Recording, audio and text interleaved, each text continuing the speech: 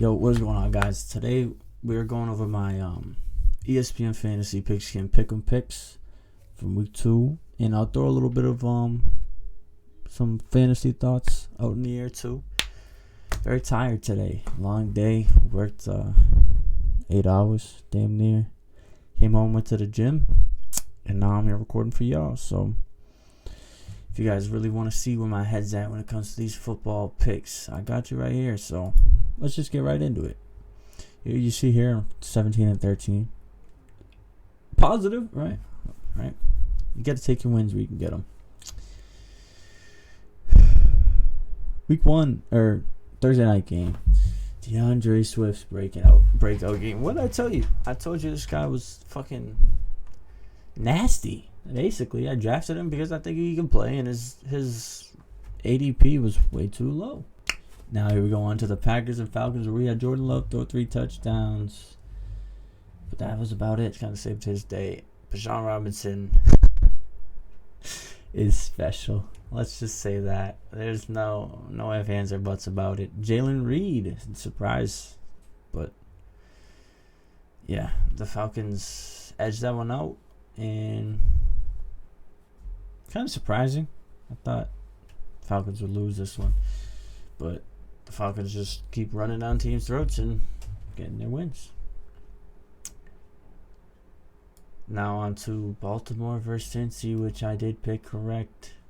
I had a feeling Baltimore was going to bounce back faster than Cincy due to health mostly. Personnel probably go to Cincy, but they're just playing poorly. Burrow's re-injured that calf. It was nice to see Lamar Jackson have a solid fantasy day. Mark Andrews plays Lamar Jackson's a different beast. Mark Andrews, he's nasty. He's going to get better and better as the season goes on. No ifs, ands, or buts about that. As for Cincinnati's sake, I am worried. At least for the first half of the season, I'm worried. Jamar Chase doesn't look like himself. I was listening to a couple podcasts today. People saying, "Oh yeah, he had a touchdown, but got ripped out." The point of drafting Jamar Chase is so that his touchdowns don't get ripped out of his hands. Where you draft him, You're not thinking that's going to be an excuse for him having 9 points on the day. Hopefully, Jamar Chase will start showing the flashes that we saw before this season, but we haven't seen anything yet, so TBD. Chargers get their 0-2 start without Austin Eckler. Definitely a main reason why they lost. Josh Kelly couldn't get anything in the run game going, but Keenan Allen showed out. There's that. Tennessee Titans, I saw Treylon Burks come alive with that deep ball down the field. Got tackled around the 5-yard line, somewhere around there. But it looked good. He got down the field and he was open. Tannehill hit him right on the money. It was a great play. Keenan Allen, bro. Slayer. He's looking good. Here we go with the Bears versus the Bucks. The Bucks, Mike Evans. Oh my God. I picked the Bucks because I don't believe in the Bears. I said that in my last fantasy video. I'm nervous about them. When I watch them play, they don't look like they can take a step even to being a 6-win team. Right now, they look like they're going to be picking in that top 5 range again. Great day for DJ Moore. Silver lining. As my OneDrive pops up, but fuck that shit. And Cole Kmet had a decent day too. The running backs are completely irrelevant to fantasy right now because it's damn near 50-50 split for Herbert and Rashawn. I got his name down now, so that's cool. But Tampa Bay, Mike Evans continues to show that 10 seasons of 1,000 yards is going to show up. No matter what, he's going to show up. That's what you got to think. People saying easy schedule, which obviously it's going to help any receiver. Like Devontae Adams plays against the Bills, he's not going for 200. Tyreek isn't going for 200, but he's putting up numbers. Mike Evans is in that same echelon of receivers where it could be a bad matchup. He could put up good numbers, decent numbers. His bad numbers are decent numbers. That's what I'm trying to get at here. Eventually, when he gets those matchups, he will pull through and show you he's still Mike Evans. But yeah, Justin Fields doesn't look like an elite quarterback. I thought maybe the arm would get there this year, but right now it's just not there. And I'm in a 4-point game where I need 3 points to win. And Justin Fields threw those 2 interceptions. I have a defense. He has nobody. I could just, if he didn't throw those interceptions late in the game, being stupid, they were dumb picks. They were stupid. Then I would be able to sit my defense and just sit back and take the win. But can't all be winners. I might get away with it though. So go New Orleans defense. We need it tonight. Yeah, Buffalo versus the Raiders. This was a layup. I mean, poor Las Vegas just got absolutely torched. Josh Allen was a man on a mission, an absolute mission. It was impressive. It really was. Threw 5 touchdowns.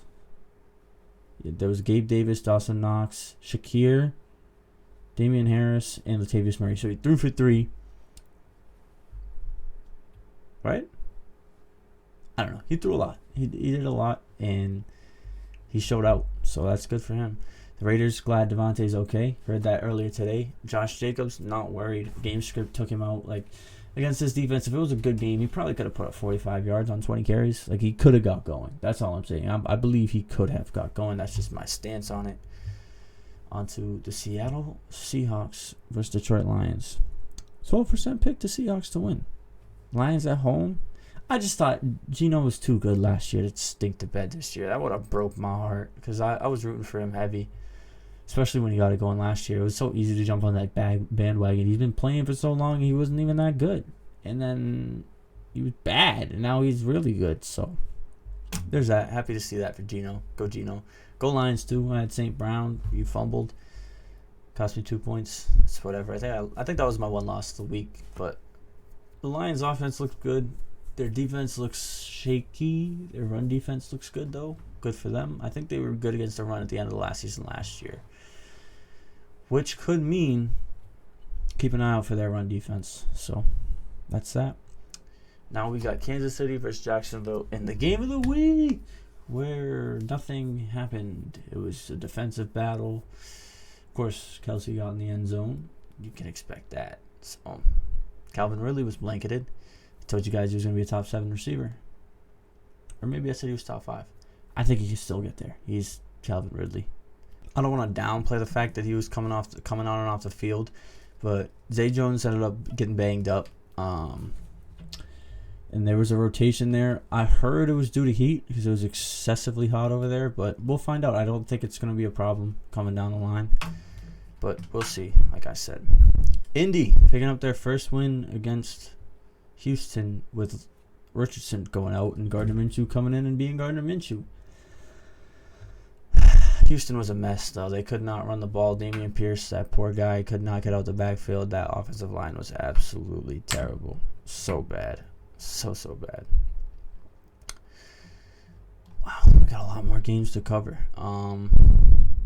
San Fran versus the 49ers. That was a San Fran versus the 49ers. San Fran versus 49ers, really? No. San Fran versus LA. LA held their own. I heard, I think it was Field Yates, say that the Rams aren't just going to be ran over this year, which I couldn't agree more. Matt Stafford is that dude, and he will continue to be that dude until the age catches up to him. But who knows when that'll be. Christian McCaffrey looked awesome. That whole offense looked awesome. Expect better days ahead for George Kittle. I'm not buying the crap that he's not going to be effective this year. And then the Giants come back. What more can you say other than Daniel Jones absolutely carried them to victory, along with Saquon Barkley, who, yeah, they say in 3 weeks, which when I first saw the injury, I thought it was going to be 6 to 8. So I'm counting my lucky stars. Arizona, back to looking like the worst team in the league. Good for you guys.